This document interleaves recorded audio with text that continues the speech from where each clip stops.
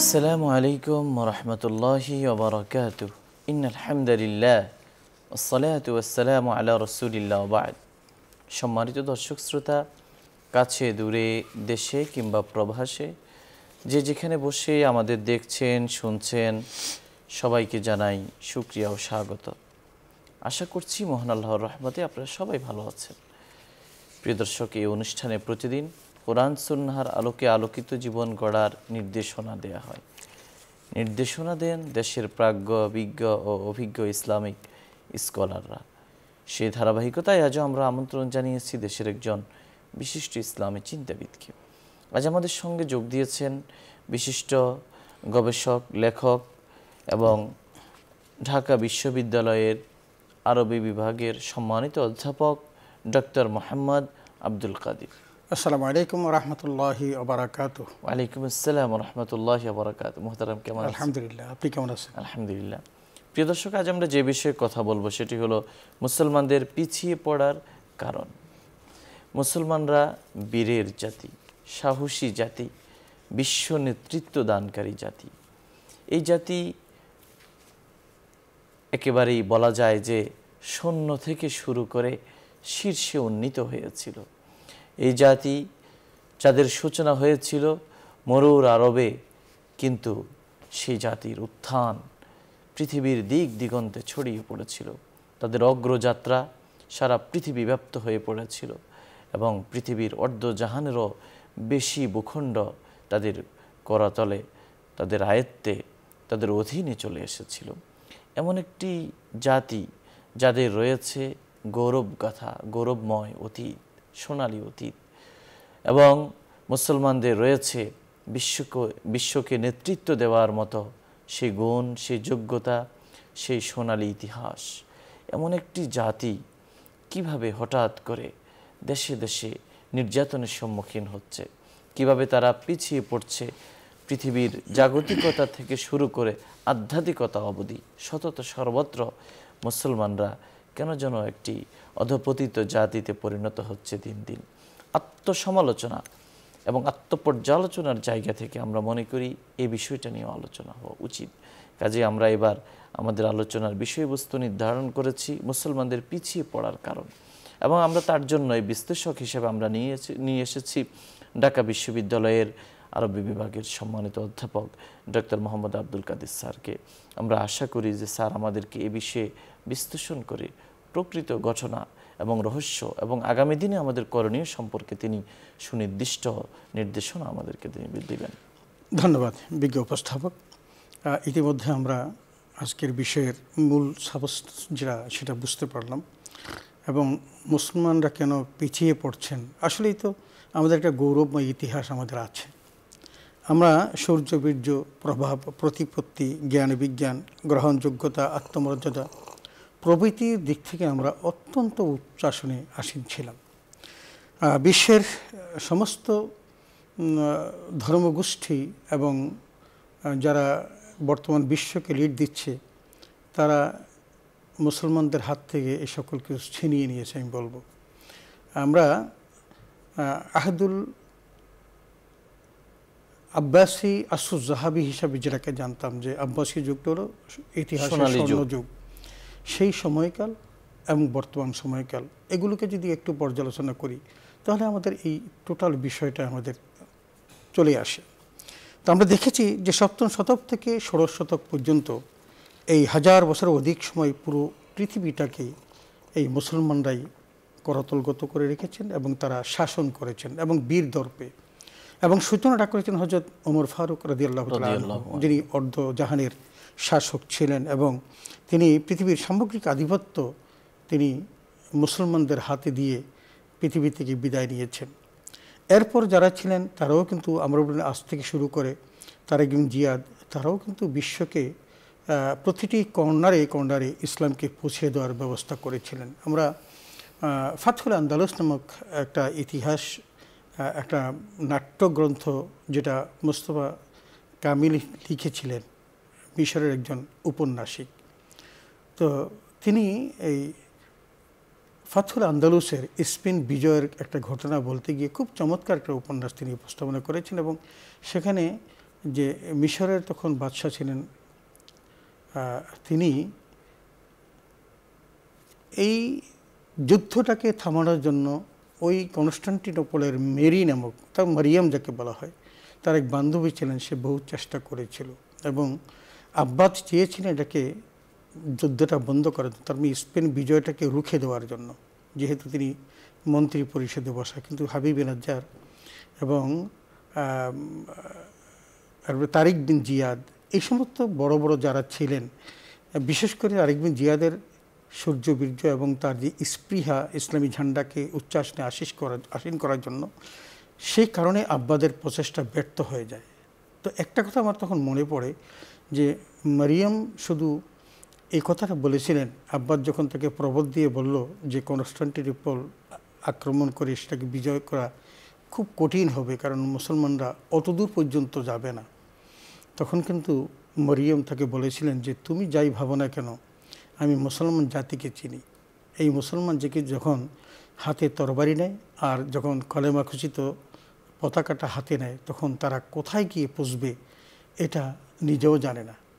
এবং বাস্তবে তাই দেখা গেল যে তারিক বিন জিয়াদ যখন স্পেন বিজয় করেন, তারপর তিনি সেই লোহিত সাগর পর্যন্ত পৌঁছেছিলেন, তার ঘোড়া দাবড়িয়ে তিনি ঝাঁপিয়ে পড়েছিলেন এবং তীরে উঠে বলেছেন, আল্লাহ আমার পক্ষে আর সম্ভব হলো না, যদি হতো তাহলে গোটা পৃথিবীটা আমি জয় করে ছাড়তাম। এই ইতিহাস তো আমাদেরই, এটা অন্য কারো ইতিহাস নয়।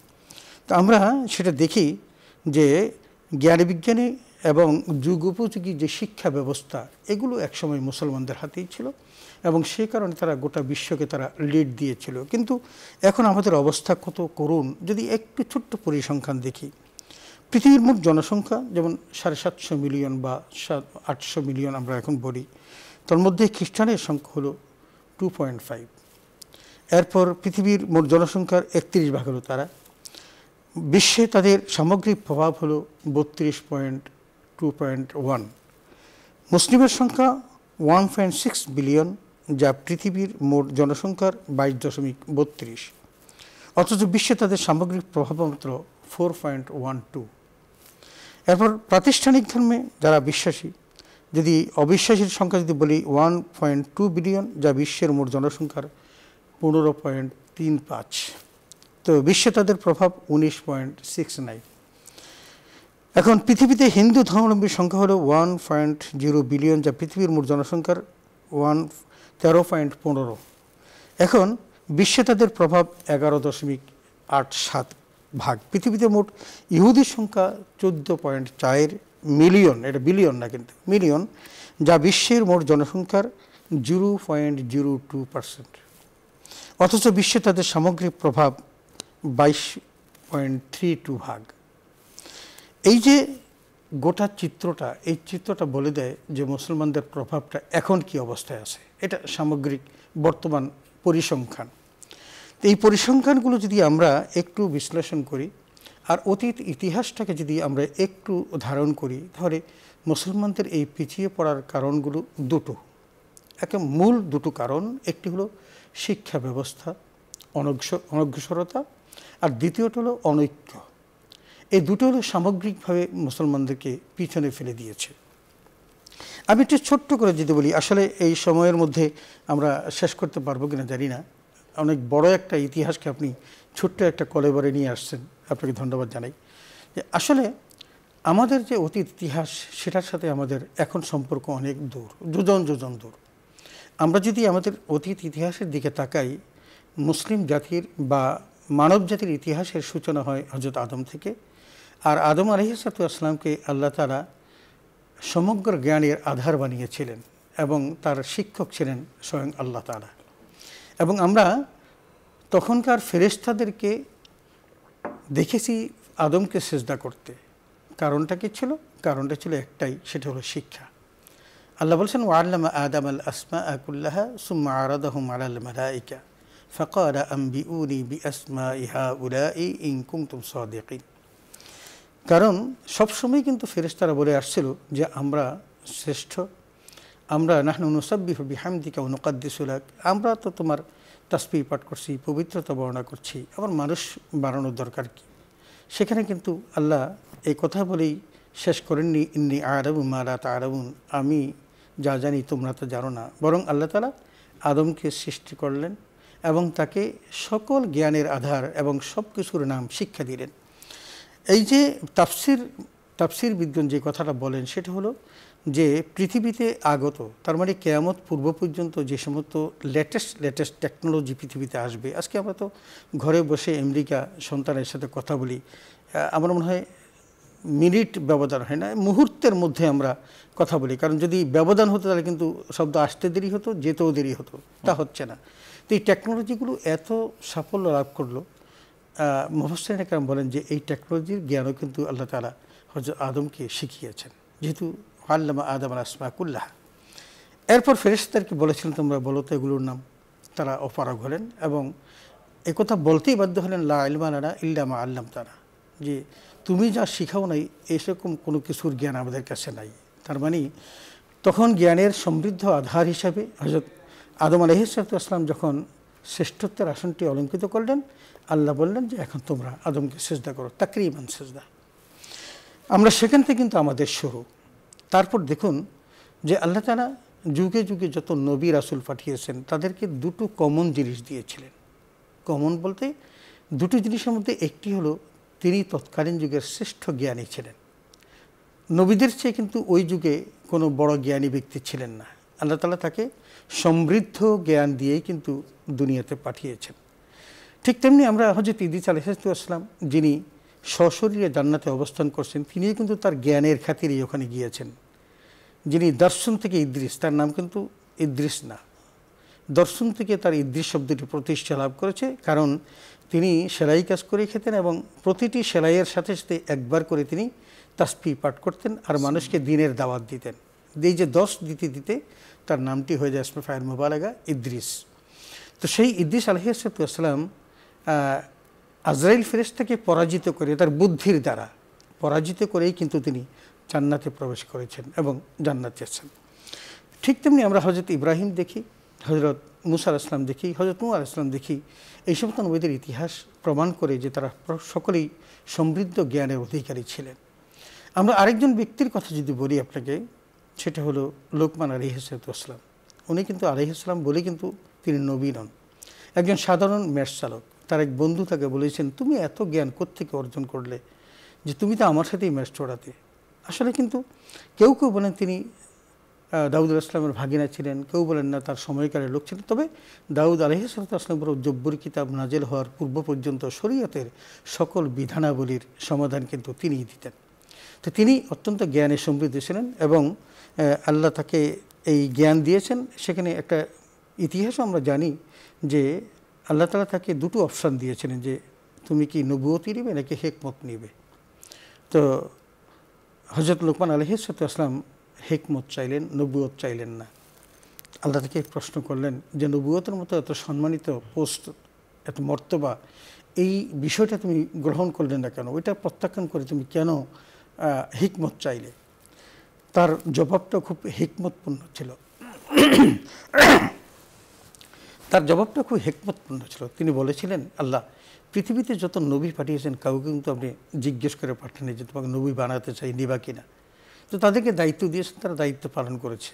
তার দায়িত্ব পালন করতে ভুল ত্রুটি হয়ে থাকে সেটা আপনার বিষয়, সেটা তার জন্য সে রেসপন্সিবল না। কিন্তু আমাকে যেহেতু প্রশ্ন করেছেন, এখন যদি আমি নবুয়তি চেয়ে নেই, তাহলে এই নবুয়তি চেয়ে নেওয়ার কারণে নবুয়তি দায়িত্ব পালন করতে গিয়ে যত রকমের ত্রুটি বিচ্যুতি হবে সমস্তটাই আমার ঘাড়ে বর্তাবে। সুতরাং আমার প্রয়োজন নেই, আপনি আমাকে হিকমত দেন। তো আল্লাহ তাকে হিকমত দিলেন, এমন হিকমত দিলেন যে আল্লাহ কোরআনে কথাটি বলেছেন যে ইউতিল হিকমতা মান ইয়াশা ওয়া মান ইউতিল হিকমাতা ফাকাদ উতিয়া খায়রান কাসীরা। আল্লাহ যাকে চান তাকে কিন্তু প্রজ্ঞা দান করেন, আর যাকে প্রজ্ঞা দান করেন তাকে প্রভূত কল্যাণ দান করেন। তো হযরত লোকমান আলাইহিস সালাম যে কতটা সমৃদ্ধশালী জ্ঞানের অধিকারী ছিলেন যে তিনি তার সেই সময়কালে তার সন্তানকে যে সকল ওসিয়ত করেছিলেন, আল্লাহ তাআলা তার সেই ওসিয়তগুলো বিশ্ব মানবতার জন্য, বিশেষ করে উম্মত মুহাম্মদের জন্য একটা শিক্ষণীয় বিষয় হিসেবে আজও কোরআনে কারিমের মধ্যে সূরা লোকমান নামেই লোকমান সূরা নাযিল করে এবং তার ছেলের কথাগুলো তিনি যে ওসিয়ত করেছিলেন সেই ওসিয়ত দিয়ে তিনি এটাকে চিরস্থায়ী করে রেখেছেন, যাতে করে পৃথিবীর এই সন্তানগুলো হযরত লুকমানের ওসিয়তের আলোকে গড়ে উঠতে পারে এবং পিতামাতাও তার সন্তানগুলোকে সেভাবেই প্রতিষ্ঠা করতে পারে। এখন আমি যে কথাটা বলতে চাচ্ছিলাম সেটা হলো এই, আমাদের বুনিয়াদটাই কিন্তু এই জ্ঞানে বিজ্ঞান এবং শিক্ষার দ্বারা। এখন রাসূল আকরাম সাল্লাল্লাহু আলাইহি ওয়াসাল্লাম কিন্তু আমরা সকলেই তাকে উম্মি বলি। কেন বলি? আসলে প্রাতিষ্ঠানিক কোনো শিক্ষা তিনি গ্রহণ করেন নাই। তার পিছনে হিকমত, সেটা হলো প্রাতিষ্ঠানিক কাউকে যদি তিনি ওস্তাদ মানতে হয় তাহলে তিনি তার চেয়ে বড় হয়ে যান। তো রাসূলের চেয়ে বড় তো কেউ না। এই জন্য আল্লাহ তাআলা তাকে নিজেই তাকে এমন জ্ঞান দিয়েছেন যে সকল বিষয় সম্পর্কে তিনি জানতেন না সেই সকল বিষয়ের জ্ঞান আল্লাহ তাকে দিয়েছেন। এটা আল্লাহ কোরআনে স্পষ্ট করে বলেছেন। ওয়াল্লামাকা মা লাম তাকুন তা'লাম, বলছেন যে তোমাকে আমি এমন সব জ্ঞান দিয়েছি যে সকল বিষয় সম্পর্কে তুমি জানতে না। পৃথিবীতে আমার মনে হয় এখনও এই যে আপনি এই একবিংশ শতাব্দী এবং পৃথিবীতে অনেক বড় বড় শিক্ষাবিদ আছেন, আমার মনে হয় আমার রাসূল আকরাম সাল্লাল্লাহু আলাইহি ওয়াসাল্লামের জ্ঞানের কাছে তুলনীয় তো নয়ই, বরং তার শতভাগের এক ভাগও তারা বুঝতে পারবে না। অথচ লোকটা কোনোদিন কোনো প্রাতিষ্ঠানিক বিদ্যালয়ে লেখাপড়া করেননি, কারণ ঐশী জ্ঞানে তিনি সমৃদ্ধ ছিলেন। আর তার জ্ঞানটা ছিল এমন যে কোরআন যা বলেছে সেটাকেই তিনি আত্মস্থ করেছেন, শুধু মনে মগজে নয়, প্র্যাকটিক্যাল লাইফেও। তো আমরা এই সকল কিছু যখন দেখি তখন আমরা দেখি যে মুসলমানদের একটা অতীত আছে এবং বিশাল সেই অতীতের মধ্যে মুসলমানরা তাদের জীবনটাকে কাটিয়েছিলেন বলে তারা জ্ঞানী হয়েছিলেন। আমরা হযরত আলী রাদিয়াল্লাহু তাআলার কথা বলি, একজন যাকে আমরা কি বলি যে বোঝা বহন করে বা এরকম মুটির কাজ করে যারা, এরকম একজন শ্রমিক ছিলেন হযরত আলী রাদিয়াল্লাহু তাআলা। কিন্তু খলিফাদের মধ্যে তিনি ছিলেন শ্রেষ্ঠ জ্ঞানের অধিকারী। যদিও হাদিসটার মধ্যে কেউ কেউ জয়ীব বলেন, রাসূল আকরাম সাল্লাল্লাহু আলাইহি ওয়াসাল্লাম বলেছেন আনা মাদিনাতুল ইলমি ওয়া আলী বাবুহা, আমি জ্ঞানের শহর আর সেই শহরের দরজা হলেন হযরত আলী। তো আমরা আলীর জীবনের ইতিহাস অনেক কিছু দেখেছি এবং তার যে দেওয়ানে আলী, সেই দেওয়ানে আলীর মধ্যে যে সমস্ত কথাবার্তা আছে, আমি শুধু ছোট্ট একটা কথা যদি বলি, হযরত আলী রাদিয়াল্লাহু তাআলা তার সন্তানদেরকে ওসিয়ত করলেন। এই ছোট্ট কথাটার মধ্যে কি জ্ঞান লিখিত একটু চিন্তা করে দেখুন। তিনি তার ছেলেদেরকে যখন ওসিয়ত করেছেন তখন বললেন, হে বৎস, তুমি বন্ধুর কাছে গোপন কথা বলো না, কারণ সে আজ বন্ধু কাল সে শত্রু হতে পারে। আর শত্রুর সাথে দুর্ব্যবহার করো না, কারণ আজকে সে শত্রু হলো কালকে সে বন্ধু হতে পারে। তাহলে তুমি অতীত সময়ের জন্য তুমি নিজে খুব কষ্ট পাবে এবং লাঞ্ছিত হবে। এই ছোট্ট কথাটা মনে আপনি দেখবেন যে গোটা পৃথিবীটাকে সুন্দর রাখার জন্য এই কথাটার মধ্যে কত চমৎকার একটা শিক্ষা লুকিয়ে আছে। আমরা কিন্তু সবচেয়ে বড় ধরা খাই ওই জায়গাতে, বন্ধুর কাছে গোপন কথা বলি, সে আমানতটা যখন খেয়ানত হয়ে যায় তখন বড় ধরনের একটা বিপর্যয় সৃষ্টি হয়, ঝগড়া বিবাদ মারামারি হানাহানি এবং বন্ধুত্ব কাটা। আবার পক্ষান্তরে যে কথাটি বলেছেন যে শত্রুর সাথে দুর্ব্যবহার করো না, কারণ আজকে সে শত্রু কালকে বন্ধু হতে পারে, এটা আমরা সচরাচর দেখি। তো এরকম প্রচণ্ড জ্ঞানের অধিকারী ছিলেন হযরত আলী রাদিয়াল্লাহু তাআলা আনহু। তো আমরা কোরআনিক জ্ঞানে যারা সমৃদ্ধ তারা তো ঐশী জ্ঞান, এবং সেই ঐশী জ্ঞানের কারণে আমরা তাদেরকে বেশি জ্ঞানী মনে করি। যেমনটি আমরা আমাদের আলেম সমাজকে বেশি জ্ঞানী বলার কারণ হচ্ছে তারা কোরআনিক জ্ঞান বা ঐশী জ্ঞানে সমৃদ্ধ, এই জন্য তারা বড় আলেম, তারা বড় জাননেওয়ালা। যদিও আমাদের সেই অবস্থান থেকে আমরা এখন অনেক অনেক দূরে সরে গেছি। এখন আল্লাহ রাসূল কি বললেন? আল্লাহ রাসূল বললেন যে কোরআনও এসেছে হাল ইয়াস্তাউল্লাযীনা ইয়ালামুন ওয়াল্লাযীনা লা ইয়ালামুন, জ্ঞানী এবং মূর্খ তারা কি সমান হতে পারে? তার মানে কখনো তারা সমান হতে পারে না। এই সমান হতে পারে না বলেই আল্লাহ তাআলা উভয়কে আলাদা আলাদা অবস্থানে দিয়েছেন। এবং সেই ক্ষেত্রে আমরা যেটা দেখেছি, রাসূল আকরাম সাল্লাল্লাহু আলাইহি ওয়াসাল্লাম জ্ঞানী হওয়ার জন্য যে বার্তাটি দিয়েছেন, তালাবুল ইলমি ফারিদাতুন আলা কুল্লি মুসলিম, প্রত্যেকটি মুসলমানের জ্ঞান অর্জন করা ফরজ। সেটা কি এই পুঁথিগত বিদ্যা বা আজকের যে আমরা বড় ধরেন একটা পরমাণু বিজ্ঞানী, তিনি কি বড় শিক্ষিত? একজন বড় ইঞ্জিনিয়ার তিনি বড় শিক্ষিত না। রাসূল আকরাম সাল্লাল্লাহু আলাইহি ওয়াসাল্লামের এই ছোট্ট কথাটার মধ্যে যেই শিক্ষাটা লুকিয়ে আছে সেটা হলো এই, একটা মানুষের জীবন চলার জন্য এবং যেই জীবন চলা তাকে জান্নাতের পথে নিয়ে যাবে, এটা অর্জন করার জন্য যে শিক্ষা, সেটা হলো তার ফরজ। এবং সেই শিক্ষাটা ফরজে আইন। এরপর যদি কেউ তাখাসসুস বা বিশেষায়িত কোনো শিক্ষা অর্জন করতে চায়, সেটা কিন্তু তার ফরজে কেফায়া। এখন দুটোই আমাদের প্রয়োজন, কিন্তু প্রথমত প্রয়োজন ফরজে আইন, যেটা হলে আমি আমার দৈনন্দিন জীবনটা কাটাতে পারবো, আমি হালাল হারাম বুঝে জীবন অতিবাহিত করতে পারবো, 5 ওয়াক্ত নামাজ পড়তে পারবো, কোরআন তেলাওয়াত করতে পারবো, আমি আমার ইসলামাইজড একটা জীবনকে আমরা প্রতিষ্ঠিত করতে পারবো যেই জ্ঞানের মাধ্যমে, সেটাই কিন্তু আমার ফরজে আইন। অথচ আমরা এখান থেকে অনেক অনেক দূরে। আমাদের খুব কষ্ট হয় যখন মুসলমানের কোনো সন্তানরা বিজাতীয় কোনো শিক্ষা প্রতিষ্ঠানে, ইহুদি খ্রিস্টানদের কোনো শিক্ষা প্রতিষ্ঠানে চান্স পায়, নটর ডেম, হলি ক্রস ইত্যাদি, এগুলো অনেক সময় তারা খুব গর্বের সাথে বলে যে আমার ছেলে হলি ক্রস, মেয়ে হলি ক্রস, আমার ছেলে নটর ডেম, এভাবে যে সমস্ত প্রতিষ্ঠানগুলো শিক্ষা সেগুলো যখন অংশগ্রহণ করে। অথবা আপনি দেখবেন যে আরও কিছু ইংলিশ মিডিয়াম বিদ্যালয় আছে, আপনি তো এই সম্পর্কে সাংবাদিক মানুষ জানেন, সেগুলোতে ভর্তি হওয়ার জন্য খুব চেষ্টা করে এবং ভর্তি হতে পারলে খুব সাকসেস মনে করে। অথচ হযরত ওমর ফারুক রাদিয়াল্লাহু আনহু তিনি তার ছেলে যখন সূরা বাকারা মুখস্থ করলেন, তিনি গণ্যমান্য সকল লোকদেরকে দাওয়াত করে উট জবাই করে খাওয়ালেন। আমাদের দৃষ্টিভঙ্গিটা কত পরিবর্তন, চিন্তা করে দেখুন যে আমরা কত দূরে চলে গেছি। এই দূরে চলে যাওয়ার কারণে, আমাদের শিক্ষা ব্যবস্থার এই অবনতির কারণে আমরা কিন্তু আমাদের এই জায়গাতে পৌঁছে গেছি। অথচ রাসূল আকরাম সাল্লাল্লাহু আলাইহি ওয়াসাল্লাম আমাদেরকে বলেছেন যে এটা জান্নাতে যাওয়ার পথ, এটা হলো জান্নাতে যাওয়ার পথ, যে মান সালাকা তারিকান ইয়ালতামিসু ফিহি ইলমান সাহালাল্লাহু তারিকান ইলাল জান্নাহ, যে এই পথে বের হয় এবং সেখানে গিয়ে তিনি বিদ্যা অর্জন করে, সে অন্বেষণ করে, রাসূল বললেন আল্লাহ তাআলা তার জান্নাতের পথকে সহজ করে দেন। এখন আমরা সেই জায়গাতে না থেকে আমরা অন্য জায়গায় যাওয়ার চেষ্টা করি এবং সেটাকে আমরা গর্বের সাথে ধারণ করি। আমরা আমাদের অতীত ইতিহাসটা একেবারে ভুলে যাওয়ার কারণেই কিন্তু আমরা এই কাজটা করছি। আমি শিক্ষার কথাটা আপনাকে বললাম যে এই শিক্ষা যে আমাদের বুনিয়াদী শিক্ষা, যেটার মধ্য দিয়ে আমরা সম্মানিত হয়েছি আদম থেকে শুরু করে রাসূল আকরাম সাল্লাল্লাহু আলাইহি ওয়াসাল্লাম পর্যন্ত, এবং আমাদের যে সকল গর্বিত সাহাবায়ে কেরাম ছিলেন, পরবর্তীতে সালফে সালেহিন যারা, এরপরে উলামা মুতাকাদ্দিমিন মুতাআখিরিন, তাদের মধ্যে যাদেরকে আমরা স্মরণীয় বরণীয় হিসাবে আমরা মানি, তারা কিন্তু প্রত্যেকেই এই জ্ঞান গরিমায় এবং শিক্ষা দীক্ষায় অত্যন্ত উচ্চাসনে ছিলেন বলেই কিন্তু এই স্থানটা তারা অলঙ্কিত করতে সক্ষম হয়েছেন। আমি দু একজনের কথা বলি। ইমাম আবু হামিদ মোহাম্মদ আল গাজালি, আচ্ছা বলুন তো ইমাম গাজালি সম্পর্কে কে না জানে? সে মুসলিম হোক অমুসলিম হোক, এই লোকটি তো মুসলমান, কিন্তু তার কোন জায়গাটাতে তার শর্ট ছিল? একজন মানুষকে আল্লাহ কত রকমের দিনে, তিনি মুসলিম বিশ্বের শ্রেষ্ঠ দার্শনিক ছিলেন এবং বিভিন্ন বিষয়ে অনেক মৌলিক গ্রন্থ তিনি রচনা করেছেন। ইসলামী দর্শনের শিক্ষার অবদানের জন্য তাকে হুজ্জাতুল ইসলাম বলা হয়। আমরা তখন দেখেছি কোরআন নাজিল হলো মুসলমানদের উপর। কোরআন শুধু পড়ার জন্য আসে নাই, কোরআন আসে বুঝার জন্য এবং সেভাবে জীবনটাকে গঠন করার জন্য। কোরআনের মধ্যে, পুরা কোরআনটার মধ্যে আপনি প্রায় 500 আয়াতের মতো পাবেন যেগুলো বিজ্ঞান সমৃদ্ধ, এবং আল্লাহ সূরা ইয়াসিন বলেছেন ইয়াসিন উল কোরআনিল হাকিম, প্রজ্ঞাময় কোরআনের কসম, এবং আপনি অসংখ্য জায়গাতে এই প্রজ্ঞার দৃষ্টান্ত পাবেন এবং বিজ্ঞানের কথা পাবেন। যেই সমস্ত কথাগুলোতে উদ্বুদ্ধ হয়ে মুসলমানরা তখন কী করেছিল, তারা জ্ঞান বিজ্ঞানে ঝাঁপিয়ে পড়েছিল।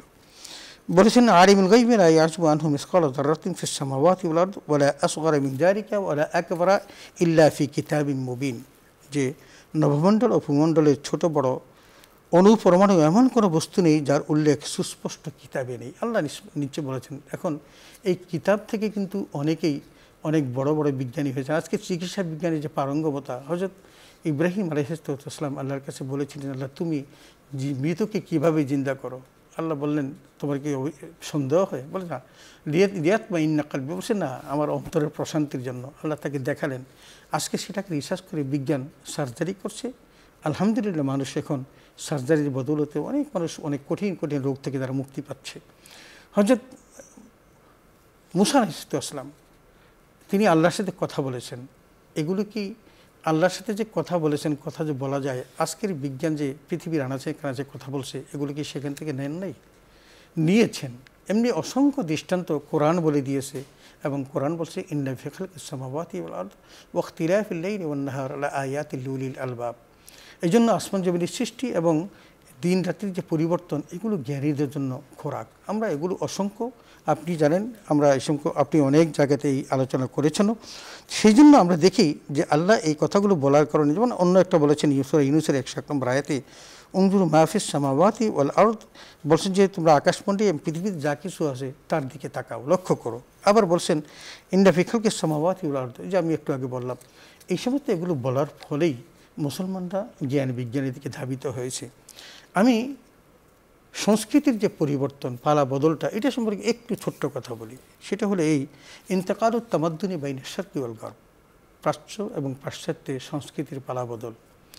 খলিফা মামুন বাইতুল হিকমা তৈরি করলেন, এটাকে আরও সমৃদ্ধ করলেন তার ছেলে খলিফা হারুন করলেন, তার ছেলে মামুন সেটাকে আরও সমৃদ্ধ করলেন। সমৃদ্ধ করার পর তারা যে এই স্বর্ণযুগের একটা লালন ক্ষেত্র হলেন, সেটার মূল কারণ ছিল এই বাইতুল হিকমা। এবং বাইতুল হিকমার যে কাজগুলো ছিল সেটা হলো পৃথিবীর আনাচে কানাতে জ্ঞানী লোকদেরকে এনে নিজস্ব সরকারি খরচে তাদের তত্ত্বাবধান করা এবং তাদের কাছ থেকে ভালো ভালো জিনিস লিখে নেওয়া, যে যেই সাবজেক্টে পারঙ্গম। শুধু তাই করেন নাই, তারা সেই কালে তারা যেটা করেছিলেন যে বিশ্বের আনাচে কানাচে থেকে ল্যাটিন ভাষার যে সমস্ত পুস্তকগুলো ছিল, বিভিন্ন জ্যোতির্বিজ্ঞানের বা ভূগোলবিদ্যার, চিকিৎসাবিদ্যার, এই সমস্ত বইগুলি এনে তারা এই বাগদাদে আরবিতে অনুবাদ করতেন এবং আরবির এই সমৃদ্ধি পৃথিবী বিশ্বব্যাপী ছড়িয়ে পড়ল এবং তখনকার দিনে জ্ঞান বিজ্ঞানে তারা শ্রেষ্ঠত্বের আসনে অলঙ্কৃত হলো।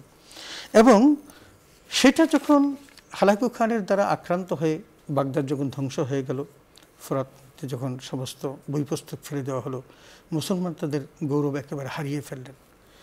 আমরা তখন দেখেছি যে কার্লোস কাবির নামক একজন ব্যক্তিত্ব, পাশ্চাত্য জ্ঞানী ব্যক্তি, যিনি তখনকার এই আব্বাসীয় যুগে তিনি বাগদাদে এসেছেন এবং তিনি তখন এই বাগদাদ থেকে জ্ঞান বিজ্ঞানের এই বইগুলোকে তার ল্যাটিন ভাষায় বা ইংরেজি ভাষায় অনুবাদ করে তিনি পাশ্চাত্যে নিয়ে গিয়েছিলেন। তো পাশ্চাত্যের সেই জায়গাটা অক্ষুণ্ণ থাকলো, কিন্তু মুসলমানদের সমস্ত পুস্তকগুলো, সমস্ত জ্ঞান বিজ্ঞানের আধারগুলো ধ্বংস হয়ে গেল হালাকু খানের আঘাতে।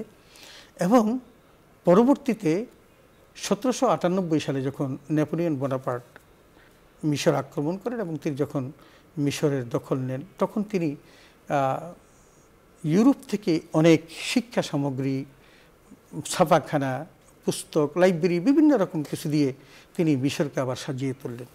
আমরা তার পরবর্তীতে মোহাম্মদ আলী পাশা, ইসমাইল পাশা নামক দুইজন শাসক খলিফাকে দেখি যে তারা প্রচুর প্রচেষ্টা নিয়ে, তার মানে সরকারি প্রচেষ্টা ছাড়া বা সরকারের মদত ছাড়া যে বড় বড় কাজ সিদ্ধ করা যায় না, তার একটা প্রমাণ হলো এটা। তো মোহাম্মদ আলী পাশা যখন তিনি ক্ষমতার মসনদ খলিফা, তখন তিনি করলেন যে আবার তাদের ঋত গৌরব পুনরুদ্ধার করার জন্য মুসলমানদের আবার প্রচেষ্টা নিলেন। এবং তখনকার সময়কালের একজন শ্রেষ্ঠ অনুবাদবিদ, তার নাম রেফা বেগ তাহতাবি, তাকে 100 জনের একটা কাফেলা দিয়ে তিনি ইউরোপ পাঠিয়ে দিলেন যে তোমরা ইউরোপে যাও, সব খরচ সরকারের, পাঠিয়ে দিয়ে সেখানকার যতদিন পর্যন্ত না সেই ইউরোপের ধন ভাণ্ডার, জ্ঞান ভাণ্ডার থেকে সব আরবিতে ট্রান্সলেট হবে, ততদিন পর্যন্ত তারা ওখানে থাকবে। এবং ইতিহাস বলে যে রেফা বেগ তাহতাবি একজন ব্যক্তি 1000-এর মতো বই তিনি অনুবাদ করেছিলেন এবং তারা পড়েছিলেন সেখানে। সেটা দিয়ে তারা আবার এই আধুনিক যুগের এই জ্ঞান বিজ্ঞান তারা সমৃদ্ধ করেছেন। আমি দুই একটা কথা যদি তাদের সম্পর্কে বলি, আপনি দেখবেন যে আমরা রসায়নশাস্ত্রের কথা বলি, আজকে যে রসায়নশাস্ত্র, এখানে আমাদের মুসলমানরা এখন আর ইয়ে পায় না, নোবেল প্রাইজ পায় না। অথচ এই রসায়নশাস্ত্রের জনক ছিলেন মুসলিম মনীষী জিন জাবির ইবনে হাইয়ান, অত্যন্ত বড়, তাকে কি বলা হয় যে রসায়নবিদ বলা হয়। তিনি ছাড়াও আল-কিন্দি, জুন্নুন মিসরি, ইবনে আব্দুল মালিক আল ফাসি বিশেষ অবদান রাখেন এই রসায়নশাস্ত্রে। ভূগোলশাস্ত্রে বণিকদের দেশ ভ্রমণ, মানুষের, মুসলমানদের হজ করা ইত্যাদি কারণগুলো নিয়ে তারা অবদান রেখেছিলেন এবং সেই মানচিত্রের প্রয়োজন পূরণ করতে গিয়ে তারা এই ভূগোলশাস্ত্র আবিষ্কার করেন। এবং সেখানে আমরা আল মাকদাসি, আল মাসুদি, ইয়াকুত বিন আবদুল্লাহ, ইবনে খালদুন এবং অনেক মনীষীদের দেখেছি তারা এই ভূগোলশাস্ত্রে অবদান রেখেছেন। এদের নামগুলো কিন্তু সবার জানা আছে। এরপর গণিতশাস্ত্রে আমরা বিজ্ঞানের মূল বলা হয় গণিতশাস্ত্রকে। এই শাস্ত্র আবিষ্কারের উৎকর্ষ সাধনে মুসলিম বিজ্ঞানী আল খাওয়ারেজমি, ইবনে হাসাম এবং ওমর খাইয়াম, নাসিরউদ্দিন তুসি এরা বিশেষ অবদান রেখেছেন। চিকিৎসা শাস্ত্রে যারা অবদান রেখেছেন মুসলমানদের মধ্যে, তারা অত্যন্ত উন্নত শিখরে পৌঁছেছিলেন এবং আমরা আবু বকর আল রাজি, আল বিরুনি, ইবনে সিনা, ইবনে রুশদ প্রমুখ চিকিৎসা বিজ্ঞানীদের বই পুস্তক সম্পর্কে জানি যে কিতাবুত তিব যেই বইটি লিখেছিলেন, কানুনুত তিব যেই বইটি লিখেছিলেন এই ইবনে সিনা, যেটা ইউরোপে 700-800 বছর পর্যন্ত একাধারে পাঠ্যপুস্তক হিসেবে ছিল, আজও আছে। এখন আসেন গণিত শাস্ত্র এবং চক্ষু বিজ্ঞানী, প্রখ্যাত চক্ষু বিজ্ঞানী হলেন হাসান ইবনে হাসাম। তিনি দর্শন, জ্যোতির্বিদ্যা, চিকিৎসা শাস্ত্র এবং গণিতের উপর শতাধিক গ্রন্থ রচনা করেন। চক্ষু বিজ্ঞান বিষয়ে মৌলিক গ্রন্থ কিতাবুল মাসারিক এই বইটিও তিনি লিখেছিলেন। তো এভাবে আমি যে কথা বলতে চাচ্ছিলাম, জ্যোতির্বিজ্ঞানে তাদের অবদান আছে। এই সময়কালটাকে নিয়েই তো আমরা গর্ব করে থাকি, কিন্তু সেই জায়গা থেকে আমরা কত দূরে। আজকের পরিসংখ্যানটা আপনি দেখেন আমাদের অবস্থানটা কোথায়। আজকের পরিসংখ্যান হলো যে পৃথিবীতে এই পর্যন্ত প্রায় 950 লোক নোবেল পুরস্কার পেয়েছেন, এবং তাদের মধ্যে 200-এর উপর আছে ইহুদি। আমি পরিসংখ্যাটা শেষ করি, আপনি দেখবেন এটা আমাদের জন্য কত বড় ন্যাক্কারজনক। এরপর সেটা হলো কত, 22.6%। নোবেল প্রাইজের ইহুদির সংখ্যা হলো 22.6%, অথচ ইহুদির সংখ্যা পৃথিবীতে মাত্র 0.02%। এরপর আসেন নোবেল পুরস্কার বিজয়ী ইহুদির মধ্যে 40% অর্থশাস্ত্রে, 28% চিকিৎসা শাস্ত্রে, 26% পদার্থবিদ্যায়, 19% রসায়ন শাস্ত্রে, 13% সাহিত্যে এবং 9% শান্তিতে। মুসলমানদের মধ্যে নোবেল পুরস্কার বিজয়ীর সংখ্যা মাত্র 10, যার মোট নোবেল পুরস্কার বিজয়ীর 1.0%, অথচ সারা বিশ্বে মোট মুসলমানের সংখ্যা হলো জনসংখ্যার 20%। মুসলমানদের মধ্যে 6 জন শান্তিতে, 2 জন সাহিত্যে, 1 জন পদার্থবিদ্যায়, 1 জন রসায়ন বিদ্যায় নোবেল পেয়েছেন। 3 জন মুসলিম এককভাবে নোবেল পুরস্কার পেয়েছেন, তারা হলেন সাহিত্যে নোবেল পুরস্কার পেয়েছেন নাজিব মাহফুজ, ওরহান পামুক, এবং রসায়ন বিজ্ঞানে নোবেল পেয়েছেন বিজয়ী মিশরীয় বিজ্ঞানী আহমেদ জেবিল। তো এই যে আমাদের পরিসংখ্যান, যেটা আপনাকে বললাম, এই পরিসংখ্যান কি বলে যে আমরা জ্ঞান বিজ্ঞানে কত পিছনে পড়ে আছি। তার মানে আমাদের এই দীনতাহীনতা এবং দৈন্যতা, এই সকল কিছুর মূল কারণ হলো আমাদের জ্ঞানের পশ্চাৎপদতা। 2 নম্বর অনৈক্যতা। একটু অনৈক্যতা সম্পর্কে যদি আপনাকে বলি, আমি একটু মার্কিং করে নিয়ে আসছি। মধ্যপ্রাচ্য থেকে যদি আমরা আলোচনাটা শুরু করি, তাহলে 1850 খ্রিস্টাব্দে ব্রিটিশ ইস্ট ইন্ডিয়া কোম্পানি প্রথম মধ্যপ্রাচ্য নামটি দেন, এবং তবে মার্কিন মেরিন অফিসার যিনি এই 1902 সালে এটাকে আরব ও ইন্ডিয়ান সীমারেখা চিহ্নিত করার নামটি ব্যবহার করেন, এবং বাহরাইন, সাইপ্রাস, মিশর, Iran, Iraq, Israel, Jordan, Kuwait, Lebanon, Oman, ফিলিস্তিন, কাতার, সৌদি আরব, সিরিয়া, তুরস্ক, সংযুক্ত আরব আমিরাত ও ইয়েমেন, এই 17টি রাষ্ট্র নিয়ে মধ্যপ্রাচ্য গঠিত। মধ্যপ্রাচ্যের মোট আয়তন 72,07,575 বর্গ কিলোমিটার। এখন জনসংখ্যা 375 মিলিয়ন এবং প্রতি বর্গ কিলোমিটার লোক সংখ্যা মাত্র 52 জন। গাণিতিকভাবে রাষ্ট্র 17টি হলেও ইসরায়েল ছাড়া মধ্যপ্রাচ্যের সবকটি দেশের অধিবাসী মুসলিম, এবং তাদের ভাষা, বর্ণ, সংস্কৃতি এবং জাতিগত ইতিহাসও প্রায় অভিন্ন। শুধু ইসরায়েল ছাড়া বাকি প্রত্যেকের অভিন্ন। তাদের মাতৃভাষা আরবি, তাদের কৃষ্টি কালচার আরবীয়। তারপর আর একটি রাষ্ট্রের নাগরিকে পরিণত হওয়ার মতো ঐক্য উপস্থিত তারা পারেন নাই। আপনি দেখবেন কত দুর্ভাগ্য, এমন অনৈক্যের মধ্যে থাকা জাতি কিভাবে প্রভাবশালী হবে, একটু চিন্তা করে দেখুন। 2 নম্বর যেটা, সেটা হলো মধ্যপ্রাচ্যের এই 17টি মুসলিম রাষ্ট্রের এক একটির সঙ্গে অন্য একটি সামান্যতম সম্পর্ক, সদ্ভাব নেই। সবসময় এক মুসলিম রাষ্ট্র অন্য মুসলিম রাষ্ট্রের ক্ষতির চিন্তায় মশগুল, এবং ক্ষতি করার জন্য অমুসলিম রাষ্ট্রগুলোর কাছে নিজেদের মর্যাদা বিলিয়ে দিতে তারা কুণ্ঠিত হন না। আপনি নিজেই জানেন যে এই ইসরায়েল আজকে যারা আমাদের এই ছোট্ট ক্ষুদ্র মুসলমানদের উপর তারা টনে টনে বোমা মারছে, এই সমস্ত এই রাষ্ট্রটা জন্মলগ্ন থেকে শুরু করে তারা মুসলমানদের বিপক্ষে। শুধু তাই নয়, আপনি আশ্চর্য হবেন যে রাসূল আকরাম সাল্লাল্লাহু আলাইহি ওয়াসাল্লাম যখন মক্কা থেকে মদিনায় হিজরত করেন, সেখানে আউস এবং খাজরাজদের যে দ্বন্দ্ব ছিল, সেই সময়কালেও যখন এত বড় জনগোষ্ঠীর দ্বন্দ্ব মেটানোর জন্য ক্ষুদ্র জনগোষ্ঠীর মুসলমানদের নেতা মুহাম্মদ সাল্লাল্লাহু আলাইহি ওয়াসাল্লামকে তখন নেতা বানানো হয়েছিল, এবং তিনি শান্তি ফিরিয়ে এনেছিলেন সেই জায়গাতে। তারপরেও কিন্তু তারা থাকতে পারেন নাই, কারণ তারা তারপর অনিষ্ট করার পর তাদেরকে রাসূল আকরাম বিতাড়িত করা হয়েছে। তার মানে আপনি বলছেন যে আজকে মুসলমানরা যে সারা বিশ্বে নানাভাবে পিছিয়ে পড়ছে, তার অন্যতম কারণ শিক্ষা এবং তাদের শিক্ষা এবং অনৈক্য, এবং অনৈক্যের জায়গায় বিশেষভাবে মধ্যপ্রাচ্যের যে মুসলমানদের যে অনৈক্য, সেই বিষয়টাকে আপনি বড় করে দিয়েছেন। শুকরিয়া মোহতারাম। আমরা আপনার কাছ থেকে অনেক বড় একটি বিষয় আরও আলোচনা আমরা শুনতাম, কিন্তু আমাদের সময় স্বল্পতার কারণে এই আলোচনাকে আমরা আর দীর্ঘায়িত করতে পারছি না। প্রিয় দর্শক, আলোচনার এই পর্যায়ে আমরা সংক্ষিপ্ত মোনাজাতে অংশগ্রহণ করব। আপনারা চাইলে আমাদের সঙ্গে মোনাজাতে শামিল হতে পারেন।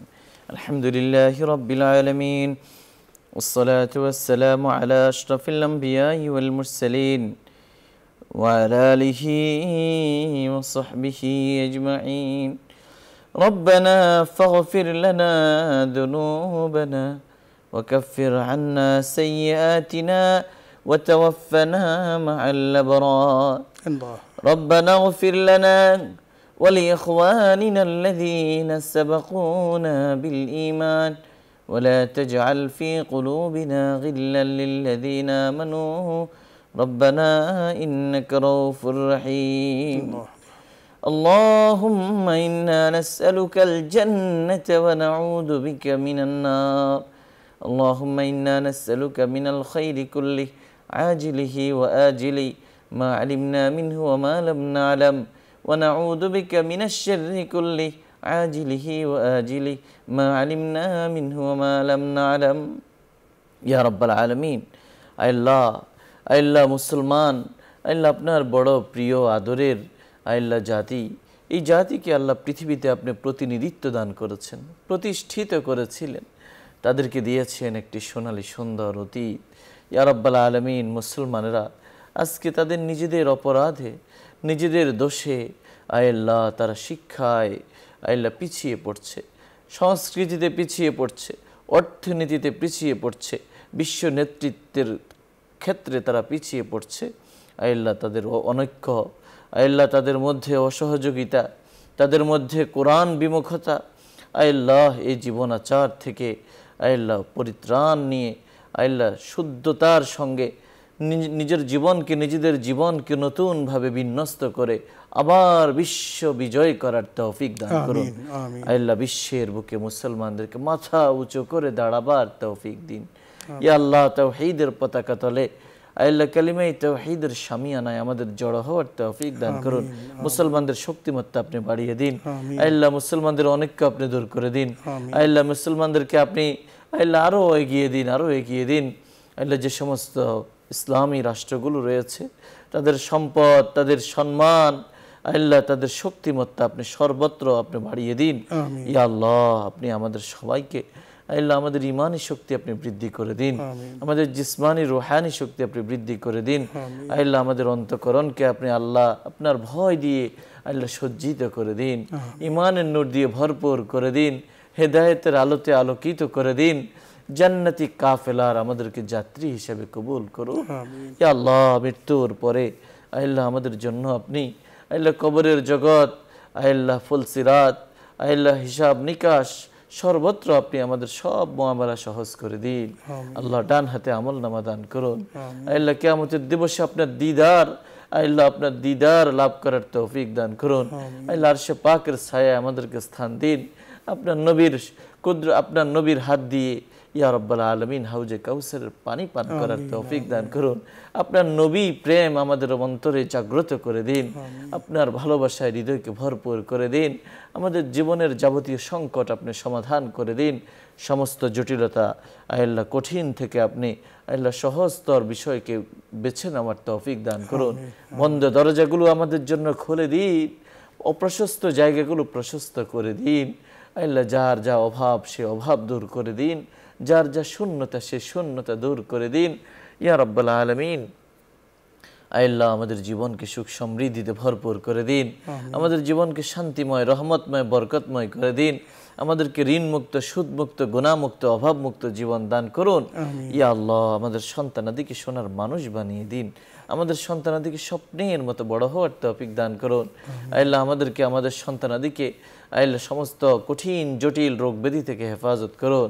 ইয়া আল্লাহ, আমাদের দাম্পত্য জীবনকে সুখময় করে দিন। আল্লাহ ঘরে ঘরে নামাজি বানিয়ে দিন, ঘরে ঘরে দিনদার বানিয়ে দিন। আল্লাহ মুসলমানি পরিচয় নিয়ে আমৃত্যু থাকার, আপনাকে ডাকার, আল্লাহ কবরে যাওয়ার তৌফিক নসিব করুন। ইয়া রাব্বাল আলামিন, এই অনুষ্ঠানের যিনি কর্ণধার বসুন্ধরা গ্রুপের মাননীয় চেয়ারম্যান জনাব আহমেদ আকবর সুবহানকে আপনি নেক হায়াত দান করুন, সুস্থতার নেয়ামত দীর্ঘায়িত করুন, স্বপ্নগুলো বাস্তবায়িত করে দিন, দেশের জন্য, মানবতার জন্য, দ্বীনের জন্য কাজ করার তৌফিক দান করুন। আল্লাহ হালাল রুজি বাড়িয়ে দিন, ব্যবসা বাণিজ্য সম্প্রসারিত করে দিন, ব্যবসা বাবরকত করে দিন।